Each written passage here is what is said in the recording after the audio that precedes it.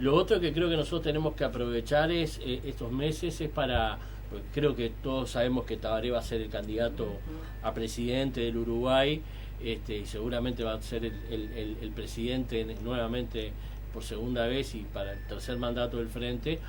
Tenemos que aprovechar estos 6 meses para divulgar nuestro programa de gobierno, porque ¿qué pasa? El Frente ya tiene su programa de gobierno y tanto hable Constanza como hable Tabaré, van a tener que referirse a un programa que hemos resuelto en el mes de diciembre, que es un programa único. Cada uno tendrá sus matices, como los tenemos todos, pero el programa es uno. En cambio, el Partido Nacional, ¿qué le va a decir a la gente? Vote a Larrañaga o vote a la calle, pero no tienen un programa. Los colorados no tienen un programa que exhibir a la ciudadanía. En general, los blancos terminan primero negociando la fórmula, después que se resuelve la interna, gana Larrañaga, suponete, cómo va la calle o va otro de la calle, como dice el presidente, y después el que gana le concede algunos puntos programáticos al que pierde. Y si es al revés, va a ser al revés. Entonces, los partidos tradicionales no tienen programa. El Frente tiene su programa. ¿Cómo decimos con Mieres, que dice que el programa del Frente Amplio es un espejo de lo que piensa? ¿Es un espejo de lo que piensa quién? El Partido Independiente. Y que se vengan al frente. Y que basta de abuso. Y que se vengan al frente. Y sí, ellos salieron del frente. Yo no, o sea, soy muy respetuoso, ahora, más allá de los chascarrillos, soy muy respetuoso de los partidos y la independencia de los partidos. Pero bueno, si encuentra tantas aproximaciones, seguramente por lo menos no tendremos diferencias a la hora de votar en el Parlamento y lograr mayorías holgadas. Supongo yo, si es que no se quieren venir al frente, y con todo respeto, tendremos mayorías holgadas, ¿no? Justo este domingo en La República, el próximo domingo, va a salir un artículo mío que debate con Pablo Mieres, espero que con mucha altura, sus posiciones, ¿no? Es muy curioso decir, nosotros somos la otra izquierda. Hay dos izquierdas, dice Pablo, la izquierda ultraizquierda, Asamblea Popular, y la otra izquierda, la izquierda socialdemócrata, que somos nosotros. Y nosotros debemos ser, dice Pablo, el pivot de esa mayoría que debería no ser una mayoría parlamentaria. Y larga la guerra contra la mayoría parlamentaria. Bueno, yo creo que él está pidiendo votos sin oferta, digamos, ¿no? Es decir, ¿qué plantea de diferente el Partido Independiente para legitimar o para hacer creíble un espacio tan parecido, tan espejo del Frente Amplio, pero fuera del Frente Amplio? La posibilidad de pivotear una mayoría o una minoría. El Frente Amplio tuvo 2 instancias en esta legislatura muy significativas para el Frente Amplio, en donde nosotros no tuvimos la mayoría parlamentaria por disidencias internas. Una fue la derogación de la ley de impunidad, y la otra fue la ley de interrupción voluntaria del embarazo. En el caso de la primera, bueno, no se pudo aprobar la ley y hubo que buscar otro recurso. En el caso de la ley de interrupción del embarazo, el Partido Independiente, que tiene 2 diputados, se divide y uno de ellos vota con nosotros. Y se aprueba la ley, por supuesto que con modificaciones, concediendo también al diputado del Partido Independiente requerimientos. Entonces, el supuesto de guerra a las mayorías parlamentarias presupone que la izquierda es absolutamente disciplinada y que la derecha, o la oposición, para no hablar solo de la oposición de derecha, que la oposición es indisciplinada. De hecho, la oposición se fragmenta cada vez que hay que trabajar en una decisión muy significativa como esta. Entonces, o sea, Pablo es una expresión de deseos que es muy respetable, pero no tiene asidero, ni siquiera en la práctica política. Como eslogan de campaña. Bueno, está bien, es un eslogan de campaña, respetable, claro. Quieren tener sus votos, pero a la hora de la milanesa, como dice, siendo un partido chico, por lo menos por ahora, se dividen en temas trascendentes. Y ojo, mirá que a mí me gustaría que Pablo Mieres estuviera en el Parlamento. Me claro, parece que le haría mucho bien al Parlamento, que una manera de pensar y también una trayectoria. No ha querido, porque podría haber sido diputado. Creo que la aspiración real es tener una banca del Senado, ¿no? Aparentemente hablando sí. Como aspiración real. Y sí, quiere ser senador, porque si no podría haber sido diputado. Claro que sí. Ustedes hablaban de que, claro, del programa del Frente Amplio y de que en realidad la interna Frente Amplista va a ser muy tranquila. Ahora bien, vimos la otra vez en San Luis, que fue el único acto que tuvimos, que el doctor Tabaré Vázquez habló sobre el tema de educación, prometió una segunda parte, quizás se dé hoy, quizás hable de otro tema, pero a partir de allí se dispararon las ideas de todos los demás. Y parecería ser que la campaña corre por ahí. El doctor Tabaré Vázquez va a dar ideas y los demás van a tratar de fijar posiciones sobre esas ideas. Sí, ¿Es así? lo que pasa que vamos a ver cómo evoluciona la campaña, ¿no? Yo creo que lo que distingue y lo que verdaderamente nosotros tenemos que tratar de mostrar en la campaña, que acá la izquierda tiene un proyecto de país y la derecha no lo tiene. Tabaré dice que hay más de un proyecto y que de la izquierda es el mejor. Yo en eso tengo un matiz con él. Yo creo que la derecha no tiene un proyecto hoy, no tiene dibujado, no tiene una imagen de país a la cual tender. El Frente tiene una imagen de país a la cual ir y más allá de una imagen se dirige hacia ese país. Y son los dos gobiernos los que han direccionado el país hacia ¿qué país? Un país que cree en la producción, y cuando hablo de la producción le hablo en el concepto extenso de producción, no solo la producción primaria, la diversificación de la matriz productiva, pero también la producción de ideas, la producción de conocimiento, la industria del software, la diversificación de la matriz productiva, con una fuerte protección social, con un énfasis muy fuerte en la distribución de la riqueza, que la hemos mejorado, pero que la tenemos que seguir mejorando, con una ampliación de las libertades, y por eso la ley de interrupción voluntaria del embarazo, la regulación del cannabis, el matrimonio igualitario, la ley de afrodescendientes, es decir, un país que piensa en el futuro y por eso se concentra en las energías renovables, que piensa en la sustentabilidad del desarrollo.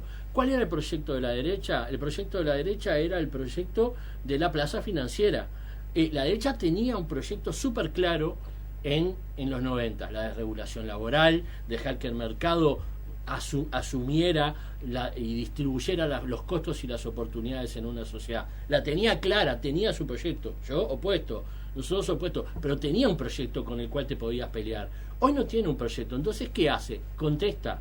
Es una derecha contestataria. ¿Te acordás cuando nos hablaban de la izquierda contestataria? Bueno, la derecha ahora es una derecha contestataria y el proyecto lo tiene la izquierda. Sí, yo creo que para tomar uno solo de los ejemplos que mencionaba Julio, de esa diferencia de país, voy a mencionar solo uno, que es el tema de las empresas públicas. No se le acusa mucho, por ejemplo, Antel, de todo lo que Antel de alguna manera revierte en desarrollo productivo, en desarrollo económico, en desarrollo social, en incentivos, a veces en infraestructura, para el proyecto de desarrollo que tenemos detrás. Pero el gobierno de la calle, el padre de la calle Pou, el gobierno de la calle intentó privatizar las empresas públicas, principalmente Antel, para vender rápidamente en aquella estrategia neoliberal de la década de los 90, para vender la empresa. Hubiéramos estado peor que otros países vecinos que sí vendieron las empresas y que después que las fundieron hubo que nacionalizarlas, ¿no?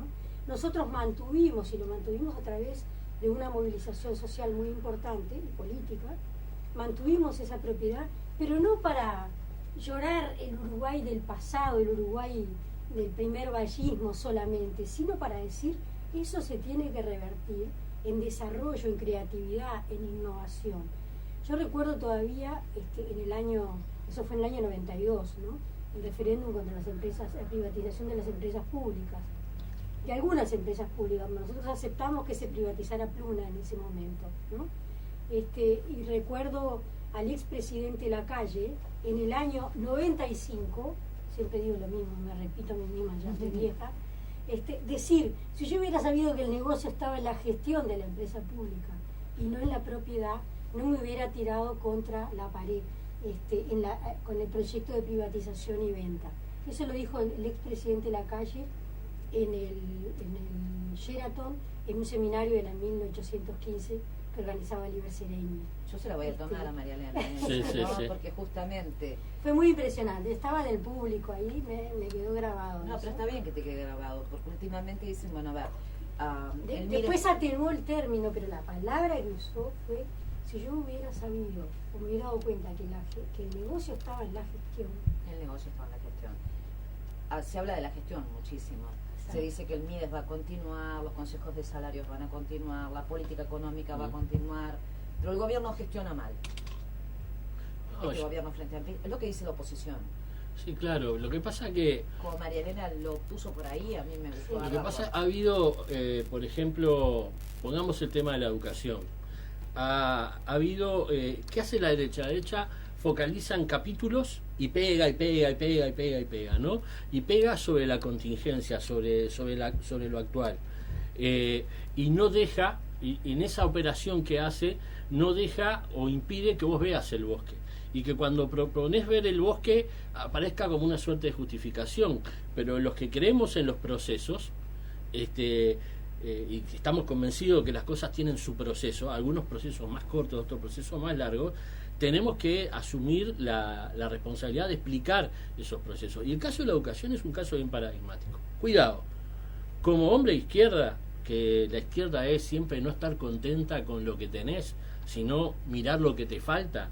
Yo, como persona que ha trabajado mucho, por ejemplo, en la política social y la política de infancia en particular, estoy muy contento con que hayamos pasado del 61% de niños pobres menores de 3 años en el Uruguay al 25%. Ahora, me fijo en el 25% que me falta y soy desconforme en ese sentido. Y digo, tenemos que hacer más. No alcanza lo que hicimos. En materia de educación también tenemos problemas. Y hay que mirar críticamente la educación. Ahora, ¿cuál es el problema de la educación? Hay que mirarlo en proceso. Es de una sociedad, cuando comparamos con la educación ideal que tuvo el Uruguay, la supuesta educación ideal, era una educación que era igualitaria, que lo bueno que tenía es que no segmentaba por estratos a la gente, por los capitales culturales que traía de entrada, pero que en términos de su capacidad de llegada no había tenido la prueba del 9 de esa educación. Era equitativa porque había un montón de gente que se quedaba fuera. La matrícula hace 50 años en enseñanza secundaria, que en términos históricos hablar de 50 años muy poco, ¿tá? La matrícula en secundaria era del 70 o del 60% de lo que es hoy. Entonces, y justamente la gente que estaba afuera y que no entraba a la enseñanza media era la que eventualmente iba a tener más problemas para aprender. Pero además vino el tsunami en esta sociedad. En esos 50 años vino el estancamiento económico, la crisis, y los niños que comían pasto hace nada menos que 13 años, en el 2002. Entonces, pero por otro lado el sistema educativo fue ampliando su capacidad de cobertura y entrándose a lo que llama la matrícula, la cantidad de gente que entra a la educación. Universalizamos la matrícula en primaria, ya la teníamos de los años 60, y la universalizamos en la enseñanza media. Entonces entraron los gurises que antes no entraban, que eran los que iban a tener más dificultades para estudiar, y además entraron los gurises que quedaron peor, porque las familias quedaron peor en la década nefasta de los 90 y de los 2000. Resultado, el sistema educativo estaba preparado, y ahí está la autocrítica que no tenemos que hacer, para educar a las clases medias. No estaba preparado ni está preparado para educar a gente que viene con capitales culturales menores. Y ese es el cambio que tenemos que hacer. Las pruebas PISA, donde es una medición a los niños, a los adolescentes solo de 15 años, no ni a los de 13, ni a los de 14, ni a los de 16, a los de 15, ¿tá? Revelan es un leve descenso en relación, si mirás en serio, a los últimos 10 años, el descenso de la performance de los adolescentes uruguayos. La contracara de eso es que el 10% ha aumentado el ingreso de adolescentes de 15 años, ha aumentado en un 10% la matrícula en enseñanza media. ¿Quiénes han entrado? Los que antes se caían o los que antes no entraban. ¿Quiénes son esos? Los que tienen mayor dificultad de aprender. Es lógico que las pruebas, los indicadores de las pruebas bajen. Entonces, mirar todo esto no puede ser para alguien de izquierda una justificación. Tiene que ser una comprensión del problema, porque después, imaginemos que Dios no quiera, aunque yo no soy creyente, que Bordaberry ganara o que Lacalle ganara las elecciones. ¿Vos te creés que van a resolver el problema de la educación en 3 días? Si no entienden este proceso que ha pasado y lo que hay que hacer una verdadera revolución educativa en el Uruguay. Pero, cuidado, entendamos de dónde vienen los problemas y quiénes somos los responsables de haber tenido esos problemas. Y después asumamos si podemos tener déficit de gestión, tenemos que hacer mejor las cosas, tenemos que ir más rápido porque se nos pierden generaciones, y ya voy hablando demasiado, de tiro al centro a María Elena, pero esa es la forma en que la izquierda mira las cosas, porque lo otro es pan para hoy y hambre para mañana. El otro es un programita plan pro mejora que no resuelve nada de los líos que tenemos en la educación. Yo me quedé con el reconozcamos. Si es para reconozcamos, Julio, no avanzamos. Pero voy a María Elena. Sí, a mí, bueno, me parece que lo que dice Julio es clave, ¿no? A esta situación se agrega un proceso que realmente es nuevo en el Uruguay, pero nuevo de la década del 90, del 2000, que es la fragmentación social. Uruguay fue históricamente, como consecuencia de las políticas de inclusión ballista, quien tenemos que reconocer absolutamente el origen de esa matriz histórica que hizo de Uruguay la Suiza, aunque sea una matriz todavía no universalista, como explicaba recién Julio. La década de los 90 y los 2000 expresó en el Uruguay una cosa nueva que fue lo que llamó la latinoamericanización, que fue la fragmentación, esa exclusión que llevó más de una generación de personas en la máxima pobreza y en la exclusión del sistema educativo, generó pautas y conductas sociales que son los problemas, entre comillas, que hoy tenemos. Tenemos una violencia mucho más aguda. No estoy hablando del tema de la droga, que eso además generó otra variable, incorporó otra variable que trasciende al Uruguay. Estoy hablando de que hay una exclusión social que no lo hubo antes y que eso es consecuencia concreta de políticas de exclusión. Y por lo tanto, recomponer esa fragmentación lleva mucho tiempo. Yo creo que desde el punto de vista político, el gobierno de Tabaré Vázquez, y en particular el gobierno Mujica, lo que él representa, generó esa cohesión entre esos dos Uruguay.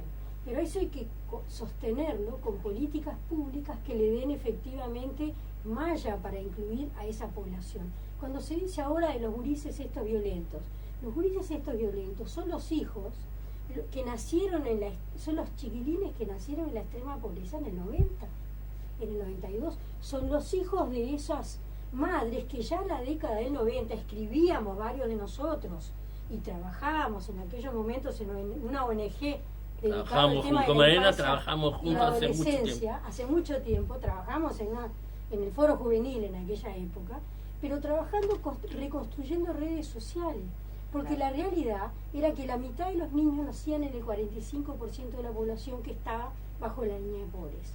Y esa realidad son las personas que hoy tienen hijos, pero que a su vez expresan esa violencia social de exclusión. Nos latinoamericanizamos en el peor sentido. Y eso no es una casualidad, ni es un problema de la pasta base, que es un tema posterior. Eso es la consecuencia de políticas de la imprevisión, porque yo no digo que los gobiernos anteriores no hayan querido que la gente le fuera mal, no. Es que fueron absolutamente irresponsables con la consecuencia del lucro y la ganancia para algunos, o con la manera de enfrentar las crisis internacionales que en ese momento vivieron. Entonces a mí me parece que ese es un tema clave. De ahí para acá yo creo que hay que reconocer que también tenemos problemas de gestión, sí, claro. A mí me hubiera gustado, si lo mirás a largo plazo, creo que tenemos logros muy importantes. Que un país como Uruguay, monte un plan de emergencia, como fue el plan de emergencia social, y pueda salir del plan de emergencia para restaurar un sistema estructural de políticas sociales, no es fácil. Mira, una postilla, México arrancó cuando el tema de la crisis del efecto tequila en 94, arrancó un plan de emergencia como el nuestro, y sigue. Y sigue suministrando, porque acá se sigue transfiriendo recursos en forma directa a una población muy menguada. Pero ahí están los informes del Ministerio de Desarrollo Social. Podrán no gustarle a la gente que siga, ni tampoco, que haya necesidades de personas que requieran de una tarjeta Uruguay Social. Pero es una minoría al lado de lo que fue en el año 2005, cuando hubo que empezar a impulsar ese proyecto. Y hay una evolución de por medio. Entonces, si vos lo mirás en el largo plazo, yo creo que ha habido una estrategia de gestión que ha sido fructífera. En el corto plazo y mirando los micropoderes, siempre podés mejorar. Problemas de la condición humana. Y siempre podés mejorar. Como todos los humanos.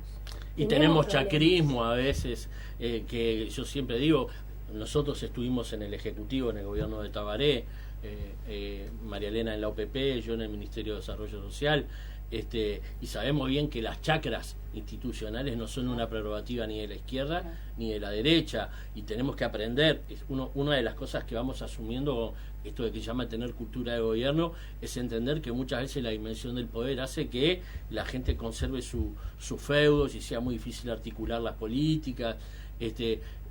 Bueno, tanto María Elena en su área como yo en la mía hicimos esfuerzos en algunos casos bastante interesantes, que dieron sus frutos, de buscar articular justamente las políticas para no reproducir esa fragmentación de la sociedad de la que María Elena hablaba a nivel de la institucionalidad. Yo creo que ahí nos falta mucho todavía por avanzar.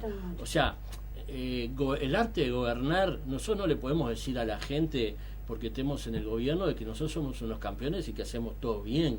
El problema a la hora de la gente decidir, no tiene que ver con que un gobierno sea cero caries, como se dice, o no tenga manchas de gestión. Tiene que ver con el proyecto, tiene que ver para dónde van las cosas, tiene que ver con a quién representamos, a qué intereses defendemos. Aquí, hasta que no llegó el Frente Amplio, no había trabajadores rurales con ley de 8 horas. ¿Y por qué? Porque los otros gobiernos, por acción o por omisión, favorecían ¿a quién? A los patrones de esos asalariados rurales. Es impensable que hubiera 60% de empleadas domésticas formales y con seguridad social. Y recién vamos al 60%. Y trabajando en derechos. Exactamente. Era impensable que hubiera un movimiento de usuarios a nivel de la salud.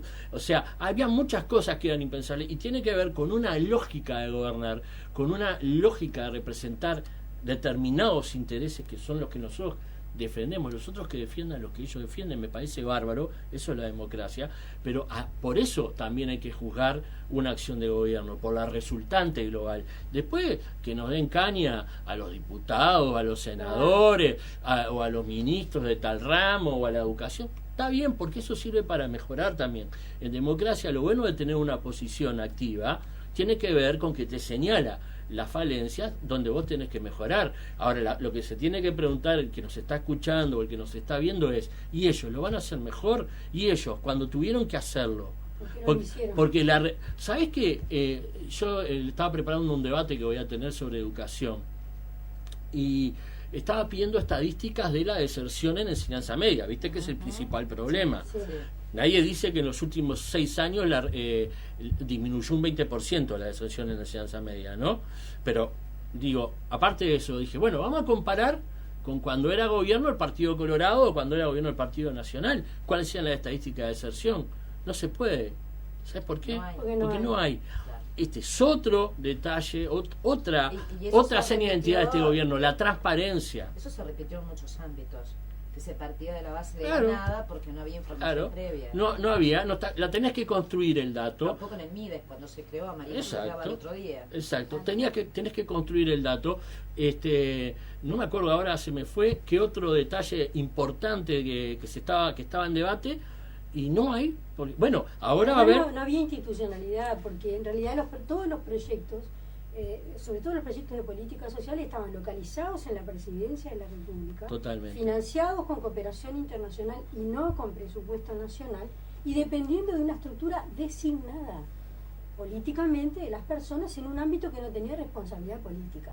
Un ministro, como ahora, o una ministra de Desarrollo Social o de Economía o de lo que fuere, tiene responsabilidad parlamentaria. Vos podés llamar al ministro, como se hizo ahora en verano, ¿no? Te cuento una. 9 de los ministros. Ahora te cuento una anécdota cortita. Cuando yo entré al programa de Infancia, Adolescencia y Familia, del MIDES, me llaman del plan CAIF y me dijo, tenés que transferir $5 millones al plan CAIF, y me habían dejado una tarjeta del banco, un banco de plaza, la administración anterior, y no tenía la más pálida idea de qué plata tenía, y no tenía plata. Pero no tenía plata no porque se la habían llevado, era porque era un programa del BID que funcionaba con fondos del BID, y como no habían hecho la rendición de cuentas, el BID no había transferido, y yo tenía que transferir la plata para los niños del plan CAIF, y no tenía. Así arranqué yo, nunca más me olvido, con un estrés de aquello, así arranqué mi primer día de gobierno. Entonces, una tarjeta de $5 millones. Algunas cosas han cambiado, digamos, ¿no? Entonces, creo que hay que juzgar, por eso, la transparencia en la información. Ahora va a haber va a haber un informe, primer informe del Instituto de Evaluación Educativa. ¿Por qué? Porque hay un Instituto de Evaluación Educativa. En el tema de Aratirí, del que se habla, va a haber un monitoreo independiente. La ley de la minería de gran porte plantea que más allá de todos los controles que haga la Dirección Nacional de Medio Ambiente, y estamos mezclando temas, pero tiene que ver con la idea, con el sustrato de fondo, que puede haber va a haber auditorías independientes, nacionales o internacionales, para auditar los procesos medioambientales que están ligados a la explotación de la minería de gran porte. ¿Cuándo hubo eso en este país? Y lo pusimos por ley. Entonces, la transparencia, la vocación de transparentar y de que la gente pueda acceder a la información y lo otro, de que te puedan evaluar externamente, de que no te evalúe vos a vos mismo, sino siempre te va a dar todo bárbaro. Que te evalúen de afuera, que te evalúen externamente, en la educación, a nivel ambiental. Bueno, esa es otra identidad del gobierno. Sí, yo creo que otra seña fuerte, que fue también un sello de esta gestión del gobierno del Frente, fue unificar el país. Primero lo unificó en base a un símbolo y a una construcción de que Uruguay es posible. Antes se discutía la viabilidad de Uruguay, y hoy sabemos que Uruguay, más allá de que sea el país del año, o que salga en X revistas, o que las estrellas de cine le manden mensajes a Mujica, que quieran venir. Sí, quieran venir y vengan de vacaciones acá. Más allá de todo ese glamour y del impacto internacional del tema de la marihuana, Uruguay es un país serio y está colocado en el mapa mundial, y hay muchos países que están mirando la gestión de Uruguay en un contexto regional donde todos tuvieron los factores internacionales comunes, pero Uruguay pudo aprovecharlo para incentivar un programa de desarrollo con equidad, con uno de los mayores indicadores de equidad de la región. Ahora, también, además de romper el mito de que el Uruguay no era viable, el Uruguay es posible y está siendo reconocido en el mundo, construyó la unidad del país. Uruguay era 19 departamentos repartidos política y electoralmente entre los partidos mayoritarios. Hoy, los propios partidos tradicionales que gobiernan la mayoría de los departamentos del interior te dicen que nunca, como hoy, el gobierno nacional transfirió los recursos que hay para los gobiernos departamentales. Nunca los transfirió con tanta regularidad. En el año 90-95 yo estudiaba este tema del lado de la universidad, y los gobiernos departamentales tenían que sacar créditos en el Banco República y pagar el costo financiero de esos créditos para aguantar las demoras de las transferencias de los recursos nacionales a los departamentales que están previstos en la Constitución. De hecho, después no podían pagar otras cosas. Y yo estaba en la Intendencia de Montevideo, y por cada bombita que se prendía en cada calle de Montevideo nos cobraban el IVA el gobierno central, pero a las otras 18 intendencias no se lo cobraba. Entonces, esa tarea que todos los gobiernos departamentales reconocen, yo creo que es estratégica. Podrá haber habido alguna ley, como la del SUSIBE, que después cayó, puede haber habido herramientas que no fueron las más adecuadas. Pero acordadas, ¿no? Claro, pero acordadas. Por supuesto que hemos generado leyes que cayeron y herramientas tal vez inadecuadas. Tal vez en la necesidad o en la... Si no, no tenemos más trabajo. ¿Sí? O en el incentivo de buscar soluciones. Pero la verdad es que esas soluciones se han buscado, y sobre todo se ha buscado institucionalizarlas y sacarlas de la voluntad política del gobernante de turno, aun cuando nosotros nos peguemos un tiro en el pie izquierdo, digamos, porque claro, si vos tenés el gobierno de la mayoría, ¿para qué le vas a dar capacidad de control y de poder a los gobiernos de las minorías? Y sin embargo los gobiernos del Frente Amplio lo han hecho, y lo han hecho más que nadie. ¿Por qué? Por una responsabilidad política, porque Uruguay es un país, también es hay un que proyecto analizar, nacional. Marianela, que fue muy diferente la oposición política en el Parlamento que la oposición política departamental, digamos, ¿no? De cada uno de los entre otras cosas por esto. Y hay una cosa que gestionar, la gente cuando hay que darle a la habla gente, de la verdad, ¿no? Pero además, a veces, hay que decirlo, algunos compañeros nuestros del interior nos dicen, che, el gobierno nacional le transfiere, esta intendencia, el 60% del presupuesto es con partidas del gobierno nacional, y ellos las intendencias hacen las obras y después se hacen cartel diciendo que ellos y que la intendencia tal hizo, que es que no es del Frente Amplio, hizo la obra, y al final, entonces a esos compañeros, queda realmente preocupada, ¿no? a esos compañeros nosotros les decimos, hay que pensar más a largo plazo. Es como el tema en el que María Elena ha trabajado muchísimo y está en la Comisión de Descentralización y ha sido factor de la nueva ley de descentralización, y es el tema de las alcaldías o de los consejos municipales, la municipalización. ¿Para qué vamos a hacer la municipalización si tenemos el poder y la mayoría de los alcaldes que hay en el interior no son del Frente Amplio? Porque estamos generando un proceso que es irreversible, porque en la medida que existen municipios, nosotros lo que queremos es defender la participación y el control social, y en la medida que haya municipios fuertes, que la gente tenga la política ahí cerca, que pueda ver, corroborar, cotejar, criticar, proponer, la que gana es la democracia, es la que gana es la democracia en el sentido que la planteamos nosotros, no votar cada 5 años.